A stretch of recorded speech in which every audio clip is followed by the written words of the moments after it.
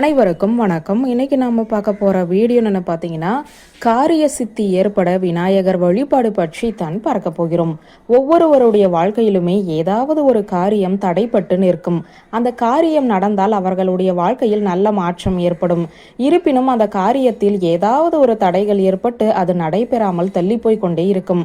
அப்படி தடைப்பட்டு இருக்கும் காரியங்கள் தடையில்லாமல் வெற்றிகரமாக நடைபெற வேண்டும் என்றால் அதற்காக செய்யக்கூடிய வழிபாட்டு முறையை பற்றி தான் இப்போது நாம் பார்க்க போகிறோம். தடையை நீக்கக்கூடிய அற்புதமான கடவுளாக திகழக்கூடியவர் தான் விநாயக பெருமான்.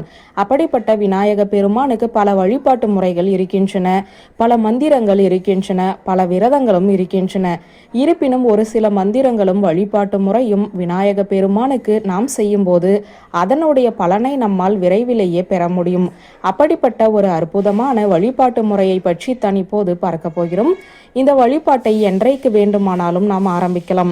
ஒரு காரியத்தை செய்ய ஆரம்பிக்கும் போது இந்த வழிபாட்டையும் நாம் செய்ய ஆரம்பித்தோம் என்றால் அந்த காரியத்தில் இருக்கக்கூடிய தடைகள் நீங்கி வெற்றிகள் உண்டாகும். இதற்கு நம் வீட்டில் இருக்கக்கூடிய ஏதாவது ஒரு விநாயகரின் படம் இருந்தாலே போதும். அந்த படத்திற்கு முன்பாக ஒரு அகல் விளக்கை ஏற்றி வைத்துக் கொள்ளுங்கள்.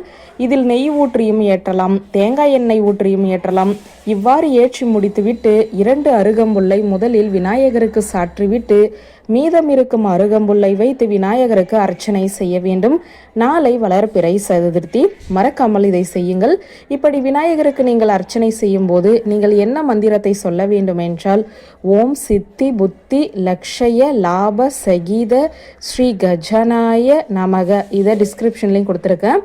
இந்த மந்திரத்தை தொடர்ச்சியாக 21 முறை சொல்லி ஒவ்வொரு முறையும் ஒவ்வொரு அருகம்புல்லை வைத்து 21 முறை அர்ச்சனை செய்ய எந்த காரியம் நடைபெற வேண்டும் என்று நினைத்து அர்ச்சனை செய்கிறோமோ அந்த காரியத்தில் இருக்கக்கூடிய தடைகள் விரைவிலேயே விலகி அந்த காரியம் வெற்றிகரமாக நடைபெறும். முழு நம்பிக்கையுடன் விநாயக பெருமானை நினைத்து இந்த வழிபாட்டை செய்ய வேண்டும் என்பதுதான் குறிப்பிடத்தக்கது.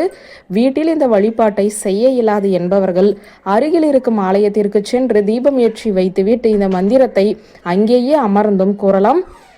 மிகவும் அற்புதமான தெய்வமாக திகழக்கூடிய விநாயக பெருமானை நினைத்து இந்த முறையில் வழிபாடு செய்வதன் மூலம் விரைவிலேயே காரிய வெற்றி உண்டாகும். வியூவர்ஸ், இந்த வீடியோ உங்களுக்கு பிடித்திருந்த லைக், கமெண்ட், ஷேர் பண்ணுங்க. நன்றி.